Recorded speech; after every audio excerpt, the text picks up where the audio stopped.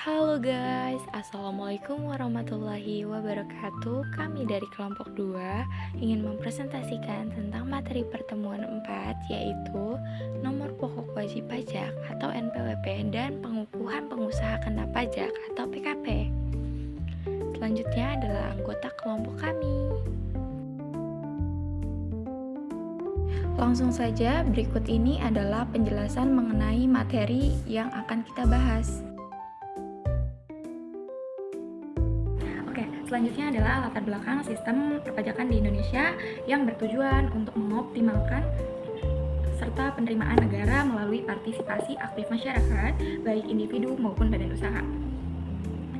Apa sih tentang NPWP itu? NPWP juga berfungsi sebagai identitas resmi wajib pajak, sementara untuk PKP menunjukkan kewajiban memungut dan menyetor VVN untuk mendukung dan transparansi dan akuntabilitas, yaitu Direktorat Jenderal Pajak atau DJP menyediakan layanan pendaftaran, perubahan, dan penghapusan NPWP serta pengukuhan dan pencabutan PKP agar wajib pajak dapat memenuhi kewajiban perpajakan dengan benar.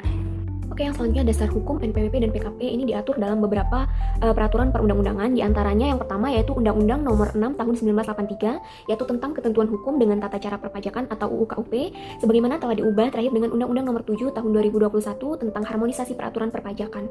Kemudian yang kedua yaitu Undang-Undang Nomor 8 Tahun 1983 yaitu tentang pajak pertambahan nilai barang dan jasa dan pajak penjualan atas barang mewah atau UU PPN sebagaimana telah diubah terakhir dengan Undang-Undang Nomor 7 Tahun 2021. Kemudian yang terakhir atau yang ketiga yaitu Peraturan Direktur Jenderal Pajak, yaitu Peraturan Nomor 4 PJ Tahun 2020 tentang tata cara pendaftaran dan penghapusan NPWP. Kemudian yang kedua yaitu Peraturan Nomor 2 Tahun 2018 tentang pengukuhan dan pencabutan PKP. Selanjutnya ada pendaftaran NPWP dan pengukuhan PKP. Pertama kita bahas pendaftaran NPWP. NPWP atau nomor pokok wajib pajak yang wajib dimiliki oleh orang pribadi, baik warga negara Indonesia maupun warga negara asing yang memiliki penghasilan kena pajak, dan juga badan usaha seperti perusahaan, koperasi, yayasan, dan lainnya. Untuk cara pendaftarannya bisa dilakukan secara online melalui situs elek.pajak.go.id dan juga online dengan langsung datang ke kantor pajak dengan membawa dokumen seperti KTP, akte pendirian, dan izin usaha. Selanjutnya kita masuk ke pengukuhan PKP. PKP atau pengusaha kena pajak ini wajib dikukuhkan jika omset penjualannya mencapai 500 juta untuk orang pribadi atau 4,8 miliar untuk badan usaha dalam 1 tahun. Syarat pengukuhannya yang pertama memiliki NPWP, lalu mengisi dan menyerahkan formulir pengukuhan PKP serta menyediakan dokumen legalitas dan bukti tempat usaha.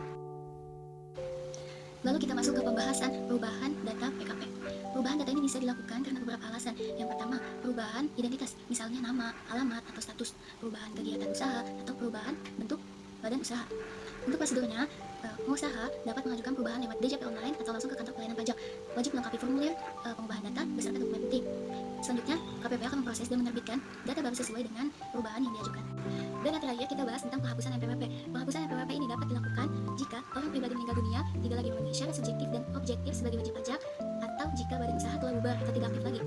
Langkah-langkah penghapusannya, yang pertama mengajukan permohonan ke KPP dengan dokumen pendukung, menyertakan surat permohonan, fotokopi KTP dan dokumen kematian untuk orang pribadi atau surat pembubaran untuk badan usaha. Setelah semua dokumen lengkap, KPP akan melakukan verifikasi dan menerbitkan surat penghapusan NPWP. Oke, masuk ke contoh kasus. Siti adalah seorang pelaku usaha kuliner rumahan di Yogyakarta yang mulai usahanya pada Januari 2024.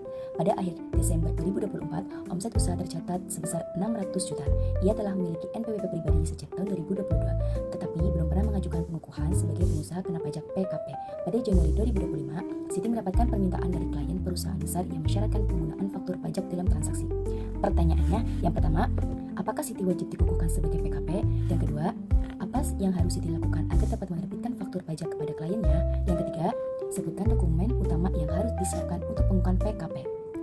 Nah, jawabannya yang pertama, ya, Siti wajib dikukuhkan sebagai PKP karena omset usahanya pada tahun 2024 telah melebihi batasan 500 juta per tahun bagi pengusaha orang pribadi, sesuai ketentuan dalam PMK nomor 147 PMK 03 2017. Yang kedua, agar dapat menerbitkan faktur pajak, Siti harus mengajukan pengukuhan sebagai PKP ke kantor pelayanan pajak KPP, tempat NPWP-nya terdaftar. Setelah dikukuhkan, ia akan memperoleh sertifikat PKP dan dapat mengakses aplikasi e-faktur untuk membuat faktur pajak resmi. Yang ketiga, dokumen utama yang harus disiapkan untuk pengukuhan PKP antara lain: yang satu, fotokopi KTP, 2, NPWP pribadi, 3, surat keterangan domisili usaha atau izin usaha, yang keempat, dokumen kepemilikan atau sewa tempat usaha. Dan kelima, formulir pengajuan pembukaan PKP. Untuk kesimpulan pertemuan 4 pada materi pertemuan 4 adalah kesimpulan pertama, NPWP dan PKP adalah komponen penting dalam sistem perpajakan. Kesimpulan kedua, proses administrasi sudah digital dan mudah diakses. Untuk kesimpulan yang ketiga, wajib pajak diharapkan aktif dan tertib dalam memenuhi kewajiban.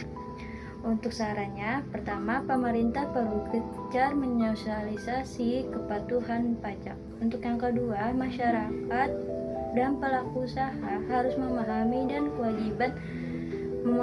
hak dan kewajiban pajak sejak dini. Demikian pembahasan materi kali ini. Semoga bermanfaat dan menambah pemahaman kita bersama. Kami dari kelompok 2 ingin mengucapkan terima kasih dan kurang lebihnya mohon maaf. Wassalamualaikum warahmatullahi wabarakatuh. See you guys.